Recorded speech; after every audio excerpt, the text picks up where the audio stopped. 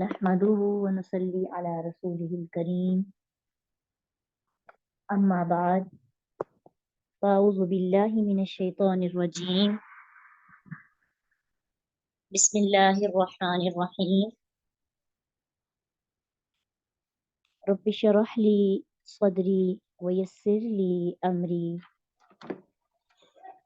واحلل عقدة من لساني يفقهوا قولي رب زدني علما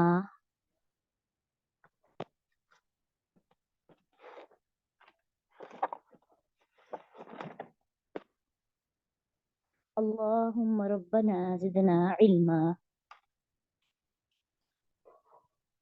اللهم أرنا الحق حقا وارزقنا اتباعه وأرنا الباطل باطلا وارزقنا اجتنابه آمين يا رب العالمين.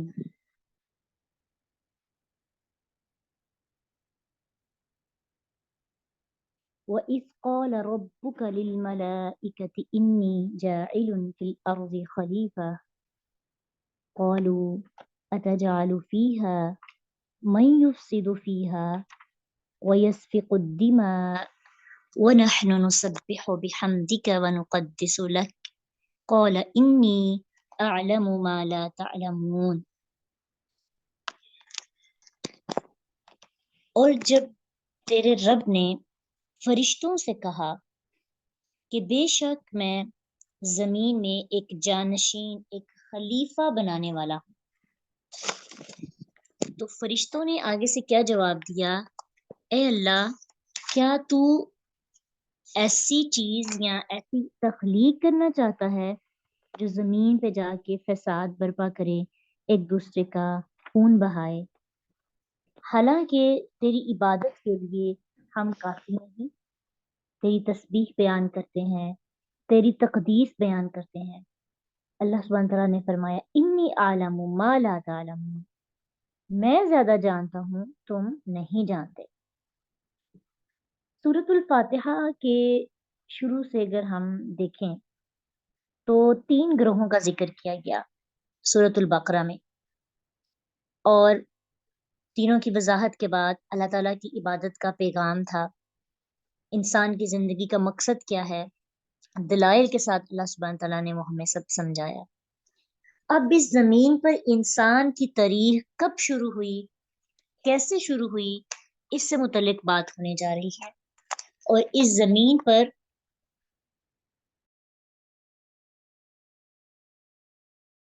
انسان کی تخلیق آدم کی پیدائش سے ہوئی تھی۔ سب سے پہلے اللہ سبحانہ تعالیٰ نے کس کو بنایا؟ آدم علیہ السلام کو، یعنی انسانوں میں سے۔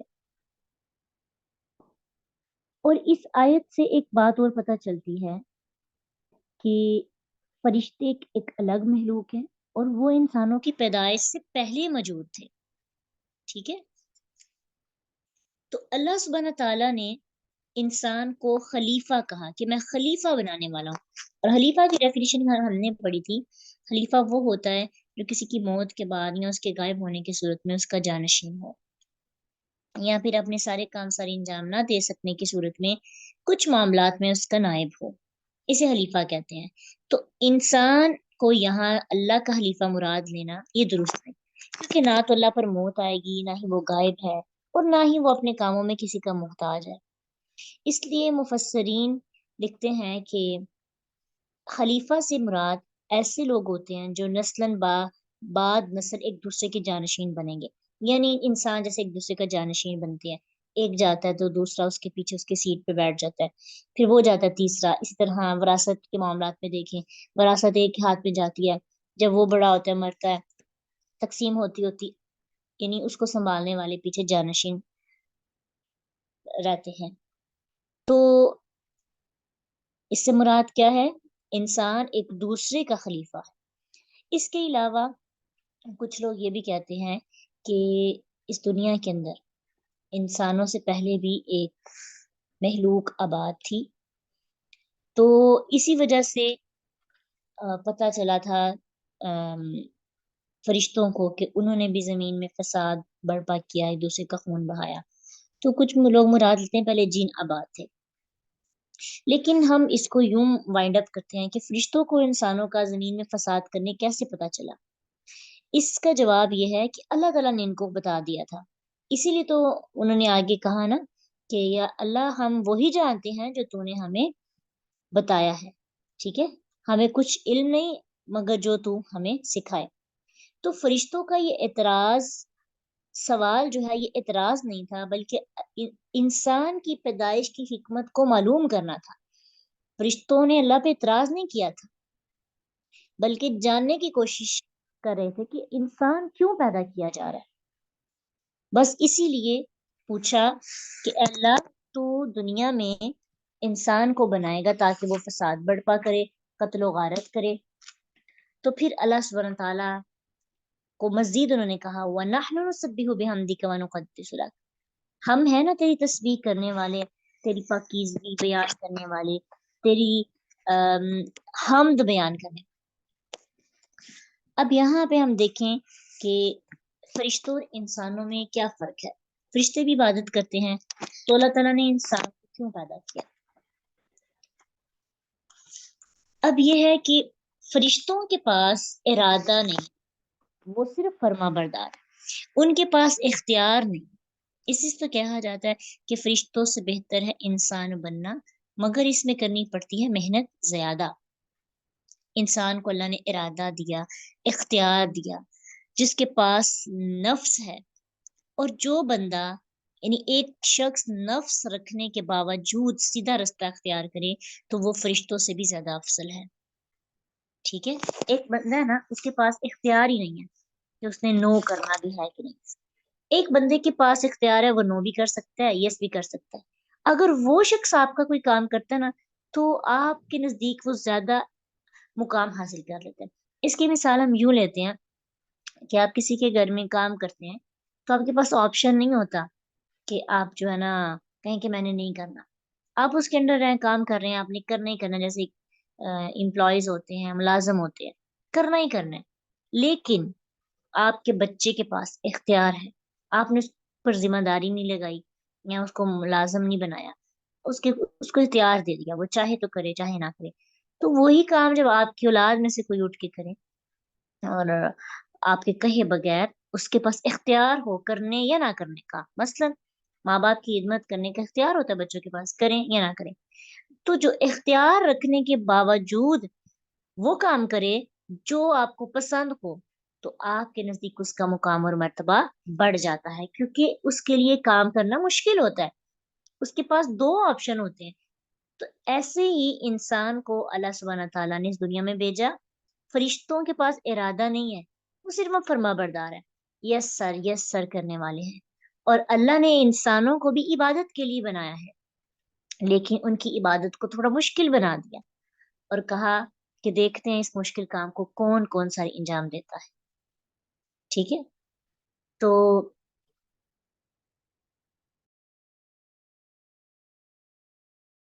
یہ بات بالکل ٹھیک تھی فرشتوں کی کہ دنیا میں انسان فساد برپا کریں گے، خون ریزی کریں گے.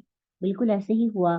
آدم علیہ السلام کے بیٹوں سے ہی اس کی ابتدا ہو گئی، جو ان کے یعنی بس تو ساری اولاد ہی آدم علیہ السلام کی اولاد ہے، لیکن ابتدا میں ہی جو ان کے دو بیٹے تھے ان کے درمیان میں لڑائی ہوئی اور پہلا قتل ہو گیا.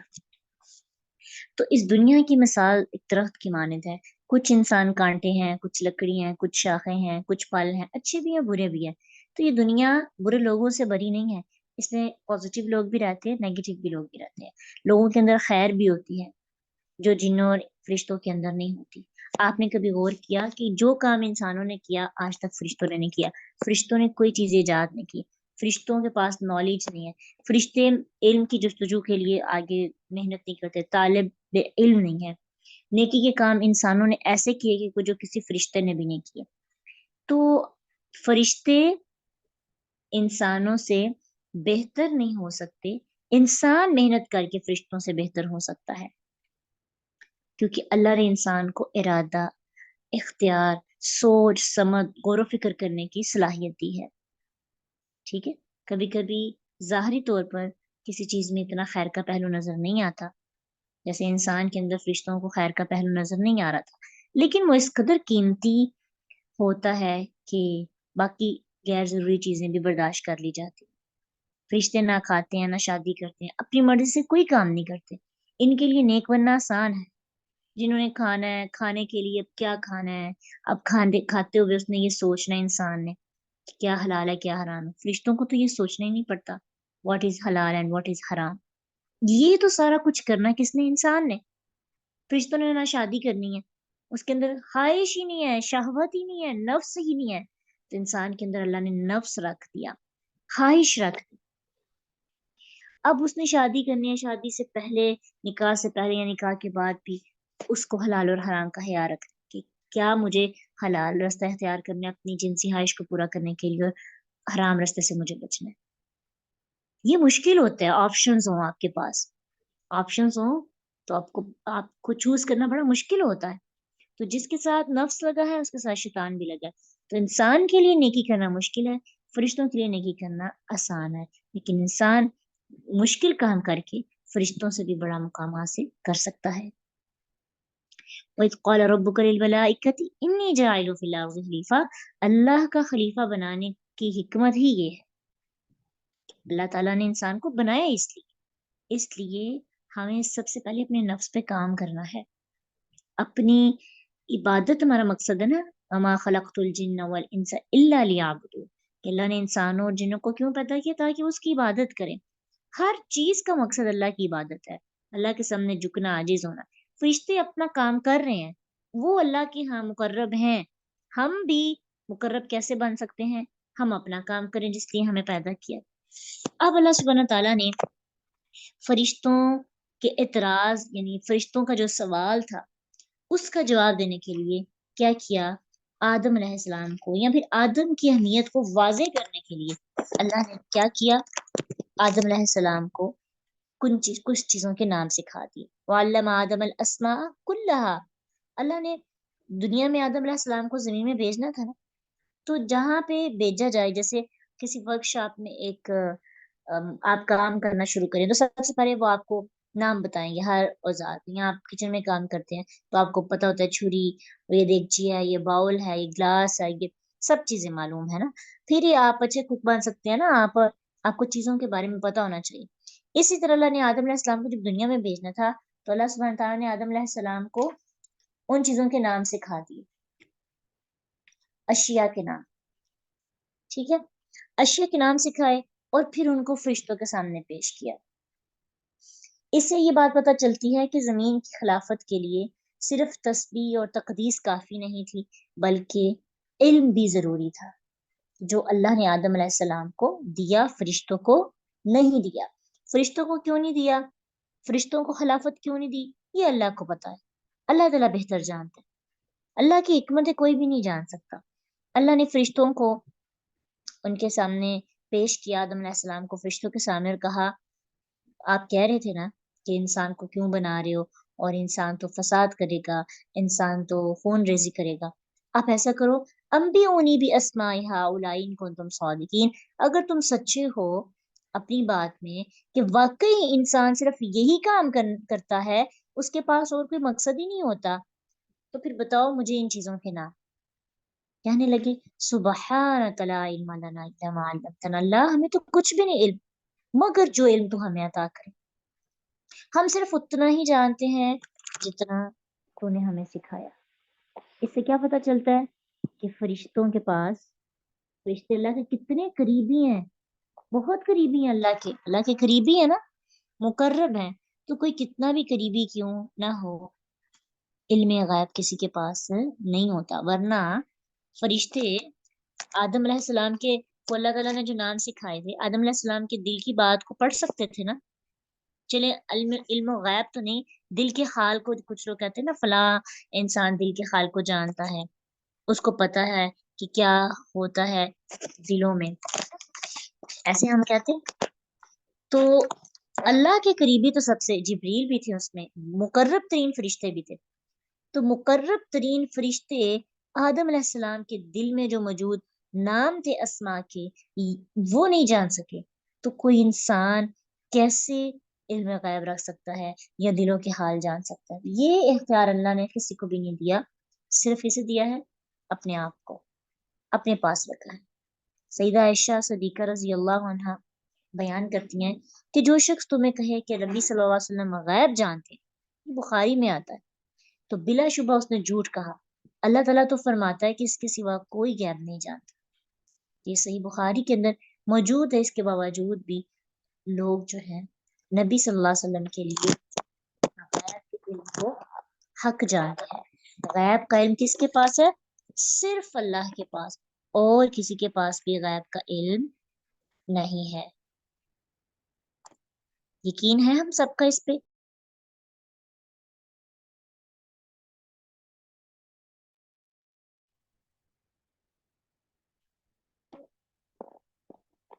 क़ालू सुब्हानक ला इल्म लना इल्ला मा अल्लमतना इन्नका अंतल अलीमुल हकीम। कहा अल्लाह तू ही हिकमत जानता है, तू ही अलीम है, तुझे ही पता है कि क्या चीज सही है क्या गलत है। सरेंडर कर दिया उन्होंने। तो कौल कौल या आदम, अब अल्लाह सुब्हानहू व तआला आदम अलैहिस्सलाम से मुखातिब है। ए आदम, अम्बिहुम, इनको बताओ, बिअस्माइहिम, इन चीजों के नाम। आदम अलैहिस्सलाम की पहली फजीलत किससे जाहिर हुई? इल्म से जाहिर हुई। पहली फजीलत आदम अलैहिस्सलाम की क्या है? उनका इल्म। इंसान को फरिश्तों पर फौकियत दी गई इल्म की बिना पर। तो इल्म का सीखना बड़ा जरूरी है। इल्म एक ऐसी चीज है जो इंसान को अफजल बना देती है, और वैसे भी वो इबादत जो इल्म के बाद की जाए, उस इबादत का अजर बढ़ जाता है। इसीलिए तो अल्लाह सुब्हानहू व तआला कुरान में फरमाते हैं कि उलमा के अंदर आजिज़ी ज्यादा होती है, जो असल में हकीकी इल्म हासिल करते हैं अल्लाह का। ठीक है, तो इल्म बहुत जरूरी है। जिंदगी के किसी भी स्टेज पे क्यों ना चले जाएं, इल्म सीखना चाहिए। आप भी तो इल्म सीख रहे हैं ना? ठीक है, इल्म के लिए जस्तजू करनी पड़ती है, याद करने पड़ते हैं। अल्लाह ने आदम अलैहिस्सलाम को नाम याद करवाए थे ना। तो इल्म के लिए सिर्फ सुनना जरूरी नहीं, याद करना भी जरूरी है। ठीक है, तो जब कभी आपके जहन में ये बात आने लगे कि बस हम सुन लिया करेंगे, तो फौरन से अपने आप को याद कराएं, नहीं। मुझे जब बनाया गया, यानी मैं इंसान हूं ना, हमने इंसान को देखा। इंसान में सबसे पहले तो आदम अलैहिस्सलाम बने थे, उसी से आगे नस्ल चली। जब मुझे बनाया गया बीइंग अ ह्यूमन, तो सबसे पहले जिस चीज पर मेरा इंट्रोडक्शन हुआ वो क्या है? इल्म। मेरा इंट्रोडक्शन ही नॉलेज है, इल्म है, जानना है, आगाह होना है। तो फिर क्यों मैं अपने इल्म से ताल्लुक खत्म करूं? इल्म से ताल्लुक कभी भी खत्म नहीं करना। आबिद पर आलिम को फजीलत दी गई है कि एक शख्स सारी रात इबादत करता है, नफली रोजे भी रखता है, और एक शख्स सुबह उठता है, अल्लाह के रसूल सल्लल्लाहु अलैहि वसल्लम की हदीस याद करता है, सुनता है, सुनाता है, लोगों को सिखाता है। उसका रुतबा उस पूरी रात इबादत करने वाले से बढ़ जाता है। लेकिन इल्म वाले को भी अपने इल्म पर अमल भी करना है। फिर दूसरा शर्फ आदम अलैहिस्सलाम को क्या हासिल हुआ? अल्लाह सुब्हान तआला ने जब आदम अलैहिस्सलाम से नाम पूछे, फलम्मा अंबअहुम बिअस्माइहिम, उन्होंने नाम बता दिए। अल्लाह सुब्हान तआला ने फरिश्तों से कहा, अलम अकुल लकुम इन्नी अअलमु गैबस समावाति वल अर्ज़, क्या मैंने तुम्हें कहा नहीं था कि आसमानों और जमीनों के अंदर जितने भी गैब हैं वो कौन जानता है? अल्लाह। तुम नहीं गैब का इल्म रखते। वालमु मा तुबदूना, और मैं वो भी जानता हूँ जो तुम जाहिर कर रहे हो। वो जाहिर क्या कर रहे थे? अपना इरादा। क्या इरादा था? कि इंसानों को बनाने की जरूरत क्या है। वमा कुंतुम तक्तुमून, और जो तुम छुपा रहे थे। छुपा क्या रहे थे? कि हमारी इबादत ही काफी है, हम इतनी इबादत करते हैं, इतनी करते हैं। तस्बीह कहते हैं फरिश्ते इतनी तादाद में है, और अगर एक फरिश्ता इबादत करता है तो उसकी बारी क़यामत तक नहीं आती, अगर बारी बारी वो इबादत करे। इतने फरिश्ते हैं और वो इतनी ज्यादा इबादत करते हैं। हर टाइम अल्लाह की इबादत, अल्लाह का हुक्म, अल्लाह ने जो कहा वो करते हैं। तो छुपा जो रहे थे, उनके अंदर जो छुपी थी ख्वाहिश, अल्लाह ने कहा मैं वो भी जानता हूँ जो तुम जाहिर कर रहे हो, मैं उसके बारे में भी जानता हूँ। फिर वइज़ कुल्ना लिल मलाइकति इसजुदू लि आदम फसजदू, अब अल्लाह ने जब आदम अलैहिस्सलाम की अहमियत को वाज़ेह कर दिया, उनका लेवल बढ़ा दिया, उनका इंट्रोडक्शन करवा दिया। ठीक है? इंट्रोडक्शन बहुत अच्छा होना चाहिए। जब भी आप किसी भी सफ़र को शुरू करते हैं, तो आपका जो इंट्रो होता है, आपका जो फर्स्ट इंप्रेशन होता है, वो बहुत अच्छा होना चाहिए। First impression most important impression होता है। तो फर्स्ट इंप्रेशन अच्छा, अब फरिश्तों के पास कोई जवाब नहीं था कुछ भी कहने का। अल्लाह ने अब क्या किया कि कहा आदम अलैहिस्सलाम को सजदा करो, लि आदम, आदम के लिए, और फसजदू, बस उन्होंने सजदा किया, इल्ला इब्लीस, मगर इब्लीस के अलावा।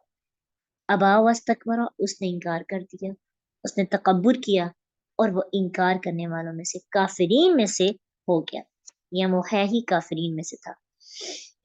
दोनों तरह इसका तर्जमा किया जा सकता है।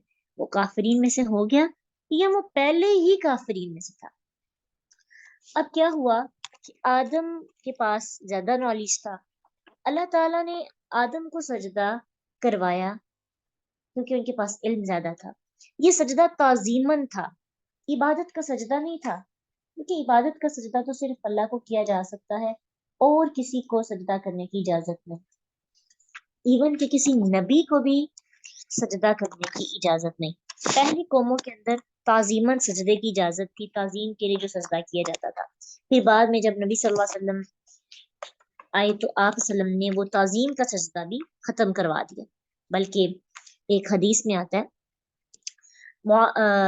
मुआज बिन जबल की अब्दुल्ला बिन जी, हदीस में है, अब्दुल्ला बिन औफा बयान करते हैं कि मुआज बिन जबल जब शाम से वापस आए तो इन्होंने नबी सल्लल्लाहु अलैहि वसल्लम को सजदा करना चाहा। तो आप वसल्लम ने फरमाया, मुआज ये क्या है? कहा, मैं शाम में गया था तो इनको मैंने देखा कि वो अपने पादरियों को और अपने अफसरों को सजदा करते हैं, तो मैंने दिल में सोचा कि हम आपके साथ भी ऐसे ही करेंगे। तो रसूलुल्लाह सल्लल्लाहु अलैहि वसल्लम ने फरमाया, तुम ये काम ना करो, क्योंकि अगर मैं किसी को हुक्म देने वाला होता कि वो गैरुल्लाह को सजदा करे, तो औरत को हुक्म देता कि वो अपने खामद को सजदा करे।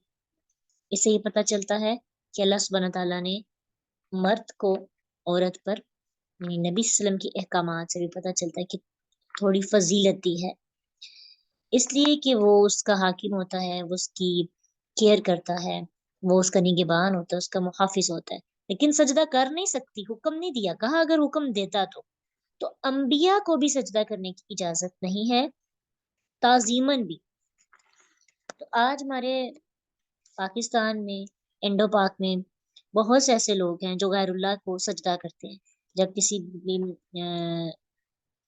दरबार में जाते हैं या किसी के मज़ार में जाते हैं, तो जाके सजदा करते हैं और ये कहते हैं कि हम ताज़ीम का सजदा करें। ताज़ीम का सजदा करने की भी अब इजाज़त नहीं है। तो अल्लाह सुब्हानहू तआला ने फरिश्तों को हुक्म दिया, तो फरिश्तों ने तो सजदा कर लिया, लेकिन इब्लीस ने सजदा नहीं किया। इब्लीस जो है वो फरिश्ता नहीं था, वो जिन था। अब वो फरिश्तों में कैसे आ गया?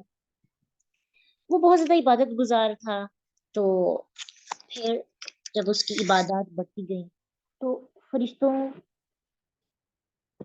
जिन्नों का वो सरदार होता था, तो फिर उसने फरिश्तों में रहना शुरू कर दिया। अल्लाह सुब्हानहू तआला सूरत कहफ के अंदर आयत नंबर 50 में फरमाते हैं इसकी वजाहत कि इब्लीस जो है वो फरिश्ता नहीं था। काना मिनल जिन्नी फफसक अन अम्रि रब्बी, वो जिन्नों में से था और उसने अल्लाह ताला के हुक्म का इनकार किया था, अल्लाह की बात नहीं मानी थी। तो कहा जाता है कि वो पहले ही काफिर था अंदर से, लेकिन ऊपर ऊपर से वो इबादत करता था। तो फिर उसका खुल के सामने असल रूप आ गया जब उसे हुक्म दिया गया कि तुम इंसान को सजदा करो। जैसे अब्दुल्ला बिन उबई था, मुनाफिकों का सरदार था, तो जब जंग के मौका पर वो लेकर उनको अलग हो गया अपने मुनाफिकीन साथियों को, तो जब मुश्किल वक्त आता है, जब आपको कुछ करके दिखाना होता है, तो आपकी असल हकीकत सामने आ जाती है। इब्लीस ने इनकार क्यों किया था? किब्र की वजह से, क्योंकि उसे लगता था कि उसकी इज्जत इससे कम हो जाएगी, बिल्कुल इसी तरह जैसे मुनाफिकीन के सरदार अब्दुल्ला बिन उबई نبی صلی اللہ علیہ وسلم جب مدینہ میں آئے، پیچھے ہم پڑھ کے آئے نا، تو اس کی ویلیو کم ہو گئی، تو اس کے دل میں نفاق آ گیا. ظاہری طور پر تو لبادہ اور اسلام کا، لیکن باطنی طور پر منافق تھا. جنگ کے موقع پر جب اپنا آپ پیش کرنے کی باری آئی تو نہ ہو سکا اور ان کا اصل روپ سامنے آ گیا. بالکل ایسے ہی کہ اس کو بھی تھا کہ میری بڑی عزت ہے، بڑی واہ واہ ہے، میری عبادت کے بڑے تذکرے ہیں. تو جب اللہ نے اس کو جھکنے کا حکم دیا تو اس نے کیا کیا؟ کبر کیا، انکار کر دیا. تو جو یہ آپ کو عزت ملتی ہے نا، عزت حاصل کرنا بڑا آسان کام ہے، عزت کو سنبھالنا بڑا مشکل ہے. جھکنے سے عزت کم نہیں ہوتی. آپ نے بس یہ دیکھنا ہوتا ہے حکم کس کا ہے. اس نے یہ نہ دیکھا کہ حکم کس کا ہے، اس نے یہ دیکھا میں جھک کس کے سامنے رہا ہوں. انسان کے سامنے جو مجھ سے کمتر ہے. تو جب بھی آپ کو حکم آئے، ٹھیک ہے، جب بھی آپ کو کوئی حکم دیا جائے، اللہ تعالیٰ کا حکم ہو، تو آپ نے بس یہ دیکھنا ہے حکم دے کون رہا ہے.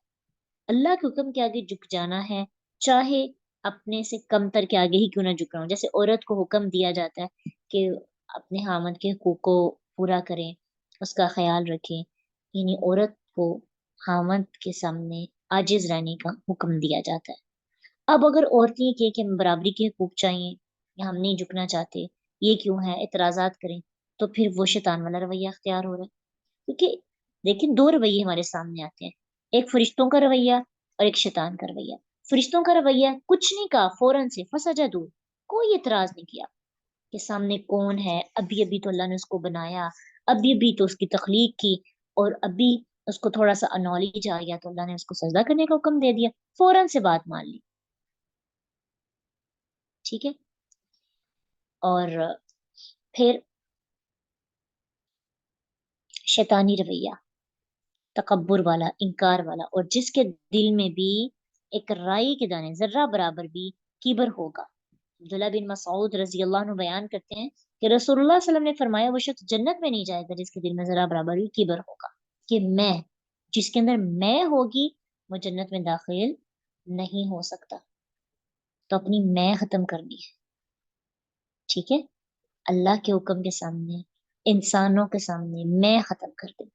میں نہیں ہونی چاہیے، میں اچھا ہوں، میں زیادہ بہتر ہوں، مجھے زیادہ علم ہے، مجھے زیادہ نالج ہے. ہر چیز میں نا، جب بھی کبھی آپ کی زندگی میں کوئی مسئلے مسائل پیش آتے ہیں، فوراً سے سوچا کریں میری غلطی کیا ہے، مجھے کہیں جھکنا تو نہیں پڑنا. میں جھک جاؤں گا اگر اللہ کا حکم ہے، اگر میں غلط ہوں تو مجھے عاجز بھی ہونا پڑے تو میں اس سے گریز نہیں کروں گی. جب ایسی سوچ ہوتی ہے نا، جب انسان ایسی سوچ بنا لیتا ہے، کچھ لوگوں کے اندر ایٹیٹیوڈ بہت زیادہ ہوتا ہے، نیگیٹو ایٹیٹیوڈ ہوتا ہے، ہر ایک کے سامنے اکڑنے لگتے ہیں. ایسے لوگ دنیا میں بھی سرخرو نہیں ہوتے اور آخرت میں بھی پھر ان کا مقام عاجز لوگوں جیسا نہیں ہوتا. ٹھیک ہے. اس لیے اپنے آپ کو چیک اینڈ بیلنس بھی ساتھ کرتے جانا ہے نا، کہ ہم کہاں پہ کھڑے ہیں. ہم نے اللہ کے حکم کے سامنے کبھی بھی یہ نہیں سوچنا میری خواہش کیا ہے، یہ دیکھنا ہے، یہ بھی نہیں سوچنا کہ لوگ کیا کہیں گے، میں نے اچانک سے دین پہ عمل کرنا شروع کر دیا. بالکل بھی نہیں. اللہ تعالیٰ نے اگر آدم علیہ السلام کو فضیلت دی تھی نا، ان کو سجدہ کروایا اور ان کو علم کی بنا پر ان کا انٹروڈکشن اتنا اچھا کروایا، تو آگے دیکھیے آدم علیہ السلام کا امتحان کتنا سخت ہونے جا رہا ہے. عزت دی تھی اللہ نے آدم علیہ السلام کو. شیطان کی آزمائش ہوئی، ابلیس کی آزمائش ہوئی تو وہ ناکام ہوا اور وہ پھر شیطان بن گیا، پھٹکار اس پر پڑ گئی، وہ مردود ہو گیا. آدم علیہ السلام کی بھی آزمائش ہوئی تھی. آدم اور شیطان کے اندر فرق کیا ہے، اب وہ غور کرنا ہے. شیطان غلطی نہیں مانی اس نے اپنی. آگے سے آپ کو قرآن میں 7 جگہ پر آدم علیہ السلام اور شیطان کا یہ واقعہ نظر آئے گا، اور ہر جگہ پر نئی نئی چیزیں آپ کو ملیں گی سیکھنے کو. سب کچھ اسی جگہ پہ وضاحت سب نہیں ملتا ہمیں، باقی جگہوں پہ بھی ہم انشاءاللہ پڑھیں گے. سورۃ اعراف میں بھی ہے، سورۃ القحف میں بھی ہے. 7 ٹائمز اللہ نے اس کو تفصیلاً بتایا ہے. تو وہ آگے سے کہتا ہے کہ جی ٹھیک ہے، مجھے ڈیل دے دو، میں تیرے بندوں کو ورگلاؤں گا، آگے سے، پیچھے سے، اوپر سے، نیچے سے، ہر جگہ سے تیرے بندوں کو پھسلاؤں گا. یہ اس نے مہلت لے لی. لیکن आजिज नहीं हुआ, अपनी गलती का एहसास उसे नहीं हुआ, डट गया। ये है शैतानी रवैया। अब आदम अलैहिस्सलाम का देखें कि आदम अलैहिस्सलाम को अल्लाह सुब्हानहू तआला ने कहा, वकुलना या आदम उस्कुन, आदम की आजमाइश शुरू हो रही। आदम अलैहिस्सलाम को कहा, तुम और तुम्हारी बीवी इस जन्नत में रहो, वकुला मिन्हा रगदन हैसु शि'तुमा, जो दिल चाहता है खाओ, हर चीज खाओ, खुली इजाजत है। वला तकराबा, एक वार्निंग दी, सिर्फ एक वार्निंग, यानी आपको कहा जा रहा है सारे काम करना, बस ये काम ना करना। अब इंसान सोचता है, अच्छा इस काम में शायद कोई ज्यादा मजा हो या ज्यादा इसमें लज्जत, पता नहीं इसमें क्या है, तजस्सुस पैदा होने लगता है। वला तकरबा, तुम दोनों हाज़िही शजरत, इस दरख्त के करीब भी न जाना। ये नहीं कहा कि इस दरख्त का फल ना खाना, कहा इस दरख्त के करीब भी ना जाना। फतकूना मिनज़ ज़ालिमीन, अगर चले गए तो जालिमीन में से हो जाओगे। अब ये दरख्त कौन सा था, इससे हमें कोई लेना देना नहीं। लोगों ने किसी ने कुछ बताया गंदम अंगूर इंजीर का, लेकिन हमें कोई दलील नहीं मिलती। इसलिए दरख्त के होने से कि वो कौन सा था, ये मकसद नहीं है। अल्लाह ताला ने मकसद की बातें कुरान में बताई। अल्लाह ताला के अंदाज से हमें ये सबक सीखने को मिलता है कि हमें भी अपने अंदाज में, अपने स्टाइल में, अपनी गुफ्तगू में एक्स्ट्रा बातें जिनकी जरूरत नहीं है ना, उनको ऐड नहीं करना चाहिए। टू दी पॉइंट बात करें, वक्त कम होता है, काम बहुत ज्यादा होते हैं, टू दी पॉइंट बात जो जरूरी है वो बात दूसरों के साथ करें। लगी लपटी बातें, फजूल इधर उधर की डिस्कशंस नहीं करनी चाहिए। ये भी तो साथ साथ हमने देखा है ना, अल्लाह की सुन्नत को भी फॉलो करना है। तो अल्लाह की सुन्नत क्या है कि इंसान क्या करे, अपने मकसद को बस देखे, आग जो मकसद की बात है वो करे। अब इस दरख्त के खाने से बचने के लिए कहा इसके करीब भी ना जाना। इससे हमें एक बात समझ आती है कि अल्लाह सुब्हानहू तआला ने जैसे हराम जिना से मना किया, तो कहा वला तकरबुज जिना, जिना के करीब भी ना फटकना। यानी जो चीजें हराम होती हैं उनके करीब भी नहीं जाना चाहिए। ऐसे लोगों को, ऐसी मजलिसों को ज्वाइन भी नहीं करना चाहिए जिनमें वो लोग पाए जाते हैं। यही है उनके करीब जाना। अगर करीब जाएंगे तो फिर क्या होगा, दिल करेगा करने को। एक बड़ी खूबसूरत हदीस है शुबहात के बारे में कि रसूलुल्लाह सल्लल्लाहु अलैहि वसल्लम ने फरमाया, बेशक हलाल बिल्कुल जाहिर है और हराम भी बिल्कुल जाहिर है, इन दोनों के दरमियान कुछ मुश्तबे यानी शुबे वाली चीजें हैं जिन्हें बहुत से लोग नहीं जानते। जो शुबहात से बचेगा वो अपनी दीन और अपनी इज्जत को पूरी तरह बचा लेगा, और जो शुबहात में पड़ गया वो हराम में पड़ जाएगा। हराम के करीब करीब शुबहात होते हैं ना, जैसे मिसाल दी, जैसे वो चरवाहा है जो ममनूना चरागाह में जानवर चराता है, करीब है कि उसके अंदर चरने लगे, यानी उसके बाहर, उसकी बाउंड्री के बाहर बाहर अपने जानवर चराता है।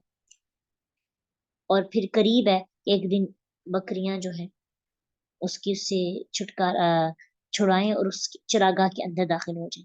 याद रखो, हर बादशाह की ममनूना चरागाह होती है, और अल्लाह की ममनूना चरागाह क्या है, उसकी हराम करदा चीजें।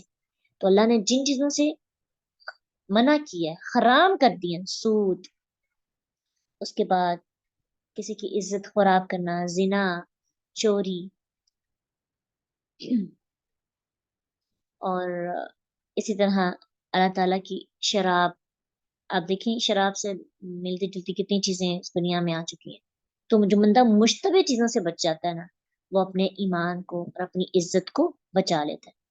ठीक है, तो जिस चीज के बारे में आपको ये पता ना हो कि ये ठीक है या गलत है, उससे बच जाना ही बेहतर है।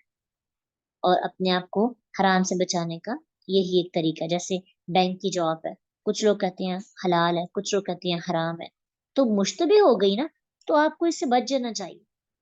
ठीक है, हदीस आपके सामने, आप इसका स्क्रीनशॉट लें और इसको पढ़ लीजिएगा।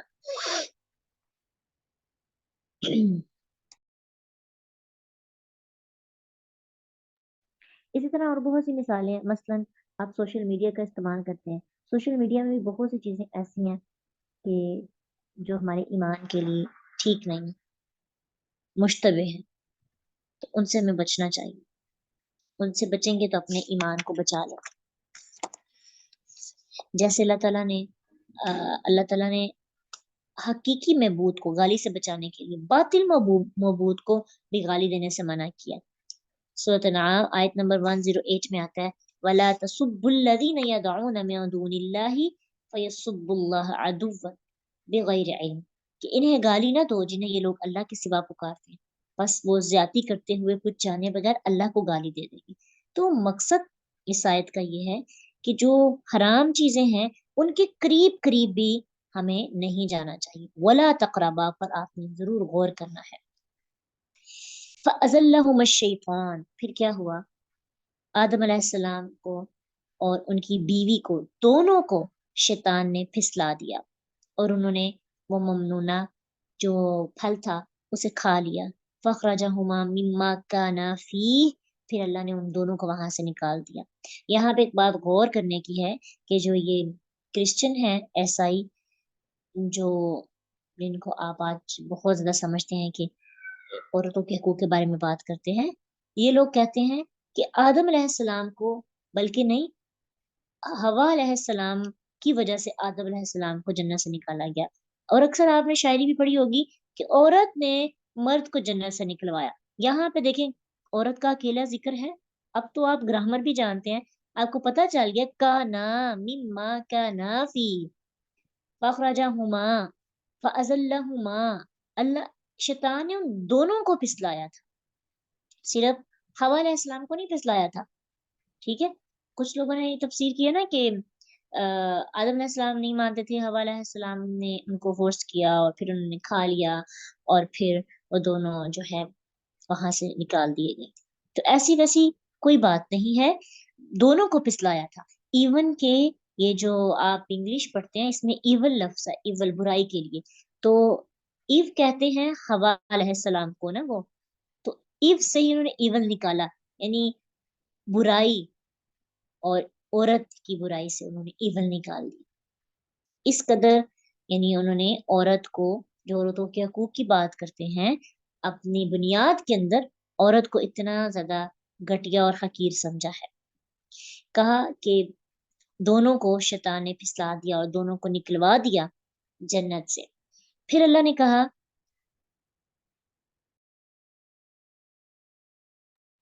कुल नहबितु बाज़ुकुम लिबाज़िन अदु, निकलवा दिया और कहा कि हमने कहा उतर जाओ, तुम्हारा बाज बाज का दुश्मन है। मुराद के आदम और इब्लीस और उनकी औलाद एक दूसरे के दुश्मन है, और ये भी मतलब है कि इंसान आपस में एक दूसरे के दुश्मन है। जैसे कि आज हम देखते हैं कि कैसे हम लोग एक दूसरे के दुश्मन बने हुए हैं। वलकुम फिल अर्ज़ि मुस्तक़र्रुम व मताउन इला हीन, तुम्हारे लिए जमीन में ठिकाना भी है और फायदा भी है, तुम इससे फायदा भी हासिल करो और तुम्हारे लिए ठिकाना भी है, लेकिन एक मुकर्रा मुद्दत तक। जब मुद्दत खत्म हो जाएगी फिर सब कुछ तुमसे ले लिया जाएगा। और इससे पता चलता है कि जो जन्नत थी ना, जिसमें वो रखे गए थे, वो आसमान पर थी। ठीक है, क्योंकि उनको उतर जाने का कहा गया था, तो उतर जाना जमीन पर। और वो किस दिन उतरे थे? जुमे के दिन। इसके बारे में हदीस है, रसूलुल्लाह सल्लल्लाहु अलैहि वसल्लम ने फरमाया, सबसे बेहतरीन दिन जिसमें सूरज तुलू होता है वो जुमे का दिन है।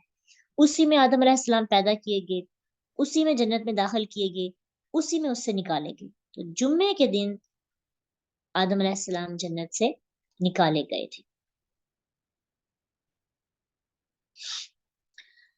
फिर आदम अलैहिस्सलाम को पनिश तो कर दिया गया, लेकिन साथ साथ अल्लाह सुब्हानहू तआला ने उनको तौबा की भी तौफीक दी। तो तौबा की तौफीक देना ये भी अल्लाह का काम है। फतलक्का, बस सिखलाया अल्लाह ने आदम को। ठीक है, बस सीख लिए आदम ने अपने रब से कलिमात। वो कलिमात क्या है? रब्बना ज़लमना अनफुसना व लम तगफिर लना व तरहमना खासिरीन।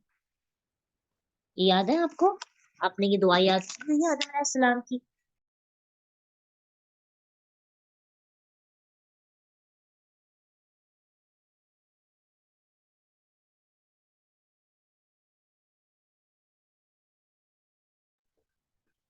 सूरत एराफ के अंदर ये कलिमात है, यहाँ पे नहीं है, सूरत एराफ के अंदर اور یہ دعا آدم علیہ السلام کو کس نے سکھائی تھی؟ اللہ سبحانہ تعالیٰ نے. تو فتلقى آدم من ربه کلمات، بس آدم نے یہ دعا اللہ سبحانہ تعالیٰ سے سیکھی اور پھر اللہ سبحانہ تعالیٰ نے ان پر کیا کیا؟ اپنا رحم کیا اور ان کی توبہ کو قبول کر لیا. فتاب علیہ، پس اس نے توبہ کر لی.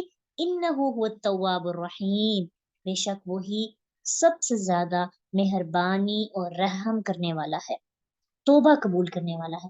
اس سے پتہ چلتا ہے کہ غلطی بھی اللہ تعالیٰ کی مشیت سے ہوئی، پھر اللہ نے توبہ کا طریقہ بھی سکھایا، پھر توبہ بھی قبول کر لی. تو انسان ہر کام میں کس کا محتاج ہے؟ اللہ کا. اگر کسی کو توبہ کی توفیق بھی ملتی ہے نا، تو بڑا اپنے آپ کو یہ نہیں سمجھنا کہ ہم بڑے نیکوکار ہیں. اللہ کی ہی وجہ سے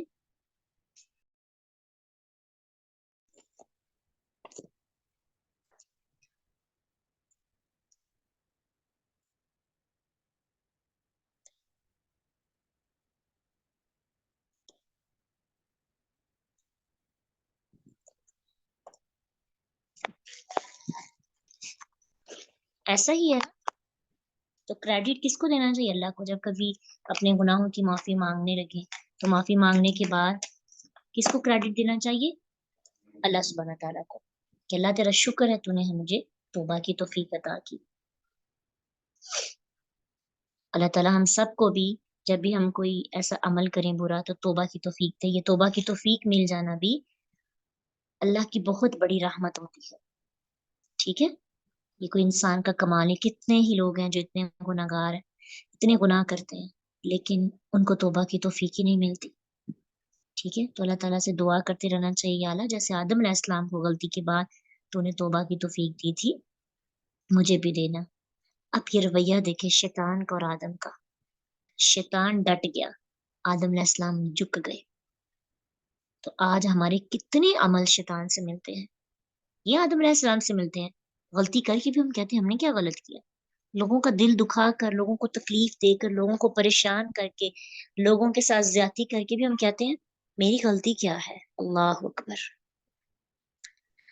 یقین جانے اتنی غلطیاں ہماری ہوتی ہیں، لیکن جب ہم کہتے ہیں نا کہ میری غلطی کیا ہے، تو ہماری آنکھوں پر پٹی بن جاتی ہے. کوئی ہمیں ہماری غلطی بتائے بھی تو پھر ہمیں نظر نہیں آتی، کہ جب ہمارے اندر سے ہی ہمیں اپنی غلطی کا احساس ہی نہیں ہوتا. تو آدم علیہ السلام کو تو غلطی کا احساس ہو گیا تھا، اسی لیے انہوں نے توبہ کر لی. تو ایک سبق ہمیں اس سے یہ بھی ملتا ہے کہ کچھ غلطیاں ایسی ہوتی ہیں کہ جس سے ہمیں دوبارہ وہ مقام نہیں مل سکتا. جیسے آدم علیہ السلام کو دوبارہ جنت نہیں ملی تھی. معافی مل جاتی ہے، سوری قبول ہو جاتی ہے، لیکن مقام دوبارہ وہ نہیں ملتا. اس کے لیے پھر ہمیں محنت کرنی پڑتی ہے. پھر جا کے پہلے اللہ سبحانہ تعالیٰ نے آسانی سے آدم علیہ السلام کو جنت دے دی نا. یہ تو ایک پروسیس تھا، اللہ کی حکمت تھی، لیکن ہمارے لیے لرننگ بھی تو ہے. اور لرننگ کیا ہے کہ آدم کو جنت ملی، غلطی کی، جنت سے نکال دیا، کہ واپس راستہ ہے جنت میں جانے کا، لیکن کیا ہے؟ قُلْنَا اهْبِطُوا مِنْهَا جَمِيعًا، تم لوگ سب کے سب یہیں پہ ٹھہرو. ٹھیک ہے، جنت میں واپس آنا ہے. فَإِمَّا يَأْتِيَنَّكُم مِّنِّي هُدًى، اگر تمہارے پاس میری طرف سے کوئی ہدایت آئے. فمن تبع خدایا، پھر جس نے وہ میری ہدایت کی، جو میں نے اپنی طرف سے انبیاء کو بھیجا آپ لوگوں کی ہدایت کے لیے، اس ہدایت پر عمل کیا اور اس پر عمل کیا، تو ایسے شخص کے لیے فلا خوف علیہم، نہ ہی اس پر کوئی خوف ہوگا، ولا هم یحزنون، اور نہ ہی وہ غمگین ہوں گے. ٹھیک ہے، خوف اور غم سے بچنے کا نسخہ کیا بتایا اللہ نے؟ کیا بتایا خوف اور غم سے بچنے کا نسخہ؟ ہدایت، اللہ کی بھیجی ہوئی ہدایت کی پیروی کرنا. اور اگر ہدایت کی پیروی کریں گے، اللہ کے انبیاء جو کتب لے کے آئے ان پر عمل کریں گے، تو پھر جنت مل جائے گی. کیونکہ جنت بھی ایسی جگہ ہے جہاں پہ نہ کوئی خوف ہوگا، نہ غم ہوگا. خوف کا تعلق ہوتا ہے انسان کے فیوچر سے، فیوچر کے بارے میں انسان کو خدشات ہوتے ہیں، کہیں یہ نہ ہو جائے، کہیں وہ نہ ہو جائے۔ ہم اور غم کا تعلق کس کے ساتھ ہوتا ہے؟ ماضی سے، ماضی کا غم ہوتا ہے اور آنے والی کسی چیز کا خوف ہوتا ہے۔ تو جو لوگ ہدایت یافتہ ہوتے ہیں وہ لوگ غم اور خوف سے آزاد ہو جاتے ہیں، لیکن ایون کے قیامت کے دن جو بڑی گھبراہٹ ہوگی نا، ایسے لوگ اس دن بھی امن میں ہوں گے۔ لیکن جو لوگ اللہ کی بات کو نہیں مانتے، آپ دیکھتے ہیں دنیا میں لوگ کتنی پرابلمز میں ہیں، کبھی کوئی ٹینشن، کبھی کوئی ٹینشن، کبھی کوئی ٹینشن، نیند کی گولیاں لے کے سونا پڑتا ہے، سب کچھ ہے پاس، سکون نہیں ہے۔ سکون اللہ کے ذکر میں، اللہ کی ہدایت میں، اللہ کی احکامات میں ہے۔ جو اللہ کے حکم پر عمل نہیں کرتا وہ انسان غم اور خوف پہ ہی مبتلا رہتا ہے۔ ٹھیک ہے، تو اس پوری سٹوری سے ہمیں کیا سیکھنے کو ملتا ہے کہ انسان کو اللہ تعالیٰ نے سب سے پہلے بنایا، انسان کو اللہ نے اس کا ٹیسٹ لیا اور ٹیسٹ میں مارکس اچھے نہیں آئے، اس کو زمین پر اتار دیا گیا۔ اور امتحان میں دو چیزیں ہوتی ہیں، یا ہار یا جیت، لیکن اس سے بڑھ کر ایک اور چیز ہوتی ہے، وہ ہے امتحان سے حاصل کردہ تجربہ۔ انسان ہمیشہ اپنے ایکسپیرینس سے سیکھتا ہے۔ امتحان سے جب گزرتا ہے، بٹی میں جب جلتا ہے، مشکلات سے جب گزرتا ہے، تو انسان بہت کچھ لرن کرتا ہے۔ انسان کی زندگی میں آنے والی جو پرابلمز ہوتی ہیں نا، انسان کو سکھاتی ہیں۔ اگر آپ ہار بھی جاتے ہیں نا، لیکن آپ کے پاس ایک جو سبق آتا ہے وہ جیتے ہوئے کے پاس نہیں ہوتا۔ تو آدم کے تجربے سے ساری دنیا کو سکھانا تھا مقصد، کہ اگر تم ممنونہ چیز سے نہیں بچو گے تو پھر تمہارے لیے پنش بھی ہوگی اور تم اپنے گولز اور اپنی منزل تک نہیں پہنچ سکتے، پھر تمہیں دوبارہ سے کوشش کرنی پڑے گی۔ ایک اور چیز ہمیں جو یہاں پہ سیکھنے کو ملتی ہے کہ علم کی بنا پر اللہ نے انسان کو فضیلت دی، لیکن صرف علم نجات کے لیے ضروری نہیں ہوتا۔ جاننے کے بعد ایک اور مرحلہ آتا ہے، عمل کرنا۔ علم تھا نا آدم کو، اب علم کے بعد رتبہ دے دیا، رتبے کے بعد حکم دے دیا، اور جب حکم دیا، حکم کی تکمیل نہ ہوئی، پھر پنش کیا۔ پورا زندگی کا پروسیس ہے ہمارے لیے۔ اللہ نے ہمیں نالج دیا، علم لے رہے ہیں نا، اب اس کو علم کو لیتے لیتے ابھی آپ کے پاس صرف نالج آ رہا ہے، ابھی احکامات نہیں آ رہے، علم لیتے لیتے آپ احکامات تک پہنچیں گے، حکم آئیں گے۔ اگر حکم کی تکمیل نہیں کریں گے تو پھر ہم اللہ پہ اعتراض نہیں کر سکتے اللہ تعالیٰ ہمیں کیوں سزا دے۔ اس سے ایک اور سبق بھی ہمیں ملتا ہے، کبھی کبھار اہل علم بھی پھسل جاتے ہیں، تو کیا ان کو شیطانی رویہ اختیار کرنا چاہیے؟ نہیں، اپنے اپنے غلطی کو چھپانا چاہیے، میں نے نہیں کیا، سرنڈر کر دیں، رجوع کر لیں۔ رجوع کرنے والا ہمیشہ بڑا ہوتا ہے۔ تو آدم علیہ السلام کو جب غلطی کا احساس ہو گیا تو نادم ہو گئے، توبہ کر لی، اور توبہ کے لیے 3 چیزوں کا ضروری ہے ہونا۔ پہلی چیز اپنے گناہ کے نقصان کا احساس، اس پر ندامت، اور آئندہ نہ کرنے کا عزم۔ اس کے علاوہ ہمیں یہاں سے ایک اور چیز بھی سیکھنے کو ملتی ہے کہ اگر ہم خوف اور غم سے نکلنا چاہتے ہیں تو کون نکال سکتا ہے؟ کون؟ اللہ تعالیٰ کی ہدایت۔ جب کبھی غم کی شدت کا احساس ہو تو سوچیں کہیں ہم نے اللہ کی ہدایت کو پس پشت تو نہیں ڈال دیا، تو نفل پڑھیں، اللہ سے دعا مانگے، اہدنا الصراط المستقیم، اہدنا الصراط المستقیم۔ یا اللہ، غم کی شدت ہے، خوف پہ مبتلا ہوں، سمجھ نہیں آ رہی کیا کروں، مجھے سیدھا رستہ دکھا دے۔ مجھے نہیں پتا میرے لیے کیا بہتر ہے کیا نہیں بہتر، مجھے سیدھا رستہ دکھا دے۔ تو جس کو اللہ کی پیروی مل گئی، جس نے اللہ کی پیروی کی، وہ خوف اور غم سے بالا تر ہو جاتا ہے۔ ٹھیک ہے، تو اس کے علاوہ ہمیں ایک یہ بھی سبق ملتا ہے اس پوری کہانی سے کہ صرف دنیا کا علم کافی نہیں ہوتا۔ آدم علیہ السلام کے بعد دنیا کی چیزوں کا علم تھا نا، مادی علم تھا. تو مادی علم کافی نہیں ہوتا, صرف سائنس کو پڑھ لینا کافی نہیں ہوتا. اگر علم ہدایت نہیں انسان کے پاس, انسان شیطان کی چالوں سے بچنے کا علم نہیں رکھتا, تو جو علم ہے باقی چیزوں کا علم وہ بیکار ہے. کیا بس دیکھیں کہ کائنات میں یہ ہے وہ ہے, لیکن ان کو جان کر عاجزی نہیں آ رہی, ہدایت والا علم نہیں ہے, تو انسان بھٹک جاتا ہے, بھول جاتا ہے. جیسے ہم لوگ دنیاوی علم لیتے چلے جا رہے ہیں, لیکن قرآن کے علم کے لیے ہمارے پاس ٹائم بھی کم ہوتا ہے, مصروفیات بھی زیادہ ہوتی ہیں, وقت بھی نہیں ہوتا, سستی بھی بڑی ہوتی ہے. آپ دیکھیں کہ وہ علم بھی بیکار ہو جائے گا اگر ساتھ اس علم کو نہ جوڑا. علم ہدایت بہت ضروری علم ہے. اللہ ہم سب کو ہدایت والا علم سیکھنے کی توفیق عطا کرے. اور پھر فرمایا والذین کفروا وکذبوا بآیاتنا اولئک اصحاب النار هم فیہا خالدون. جو لوگ انکار کریں گے, جو لوگ اللہ کی آیات کو جٹلا دیں گے یعنی مانیں گے نہیں, یہی ہیں ساتھی آگ کے, اور وہ ہمیشہ اس میں رہیں گے, پھر باہر نہیں نکل سکتے. انکار کیا تھا نا انہوں نے, تو انکار کرنے والوں کا انجام یہی ہوتا ہے. اللہ ہم سب کو ماننے والوں میں شامل کریں, ہمارا خاتمہ ماننے والوں میں ہو, ہم اٹھائے جائیں تو صالحین کی صف میں شامل ہوں. آمین. وآخر دعوانا ان الحمد للہ رب العالمین. سبحانک اللہم وبحمدک نشہد ان لا الہ الا انت نستغفرک ونتوب الیک. السلام علیکم ورحمۃ اللہ وبرکاتہ.